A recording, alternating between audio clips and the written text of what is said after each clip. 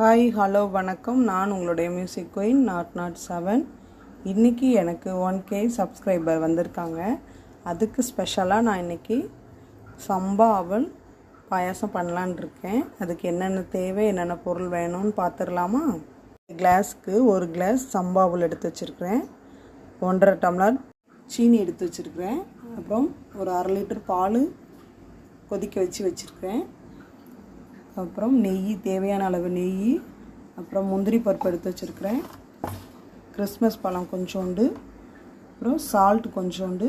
இது ஏலக்காய் சுகரோடு சேர்த்து மிக்சியில் பொடி பண்ணிட்டு வந்திருக்கிறேன்.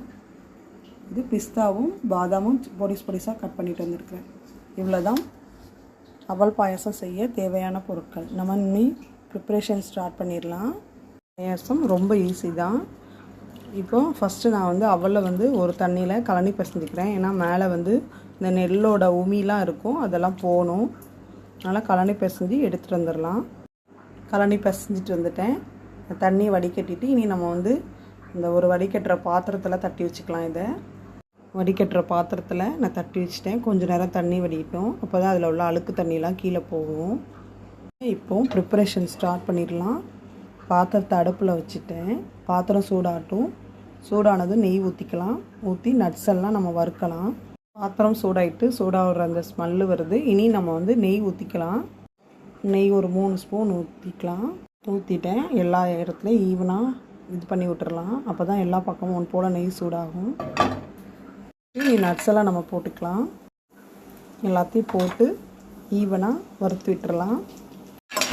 அடுப்பை சிம்மில் வச்சுட்டு வருங்க. நெய்யில் வறுக்கும் போதே அப்படி ஒரு ஸ்மெல் வருது. நல்லா கலர் சேஞ்ச் ஆகிட்டு இதை நம்ம இன்னொரு பாத்திரத்தில் மாற்றிக்கலாம். இன்னொரு பாத்திரத்தில் மாற்றியாச்சு. இனி நம்ம அந்த கிறிஸ்மஸ் பழத்தை போட்டு வறுத்துக்கலாம். கிறிஸ்மஸ் பழத்தையும் போட்டாச்சு, அதையும் வறுத்து எடுத்துக்கலாம். கிறிஸ்மஸ் பழம் நல்லா சூடாகிட்டுனா ஒரு மாதிரி நல்லா புஷ்ஷுன்னு வரும்.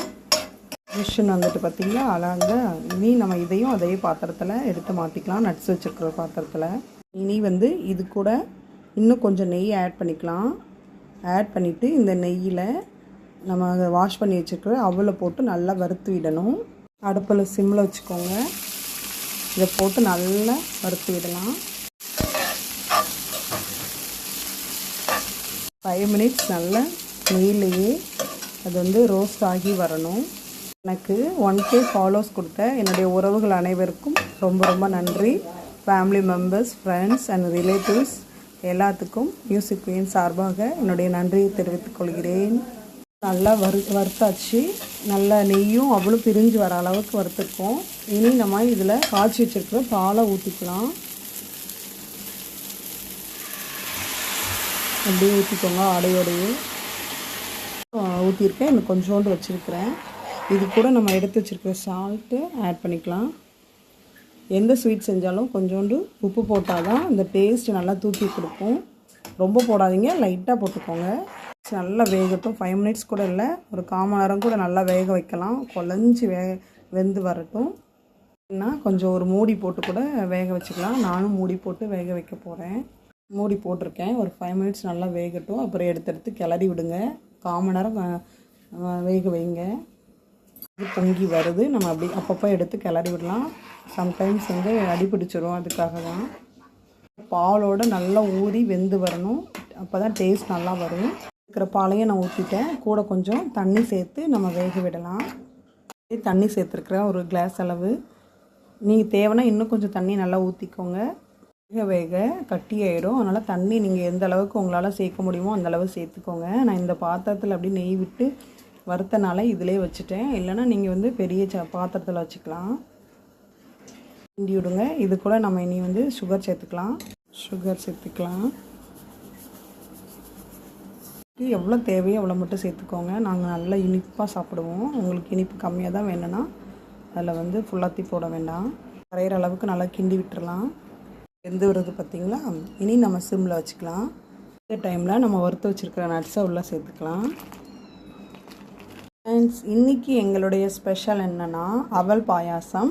எனக்கு யூடியூப்பில் 1K சப்ஸ்கிரைபர் கொடுத்த என்னுடைய உறவுகள் அனைவருக்கும் என்னுடைய அன்பான நன்றிகள். நட்ஸு போட்டதும் எவ்வளோ அழகாக கலர்ஃபுல்லாக இருக்குது பார்த்தீங்களா. இனி நல்லா வேக ஆரம்பிச்சிட்டு இனி லாஸ்ட்டாக நம்ம வந்து எடுத்து வச்சுருக்கிற அந்த சுகரும் நம்ம வந்து பொடி பண்ணி வச்சுருந்தாலும் அதை போட்டுக்கலாம். டைம்ஸ் வந்து இந்த ஏலக்காய் நம்ம முழுசாக தட்டி போட்டோன்னா நாக்கில் ரொம்ப தட்டுப்படணும், நிறைய சின்ன குழந்தைங்க சாப்பிட மாட்டாங்கன்னு நான் எப்போவுமே வந்து ஏலக்காயும் சுகரும் கொஞ்சம் அரைச்சி ரெடியாகவே வச்சுருப்பேன் ஃப்ரிட்ஜில் போட்டு. அதேமாதிரி இந்த மாதிரி பாயசம் செய்ய போகும்போது போட்டிக்கிடுவேன். நல்லா கிண்டி விடுங்க, எல்லாம் மிக்ஸ் ஆகட்டும்.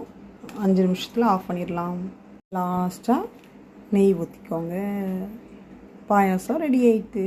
சுவையான அவல் பாயாசம் ரெடி ஆயிட்டு. எனக்கு 1K சப்ஸ்கிரைபர் கொடுத்த என்னுடைய உறவுகள் அனைவருக்கும் ரொம்ப ரொம்ப நன்றி. நான் உங்களுடைய மியூசிக் குயின் நாட் 7.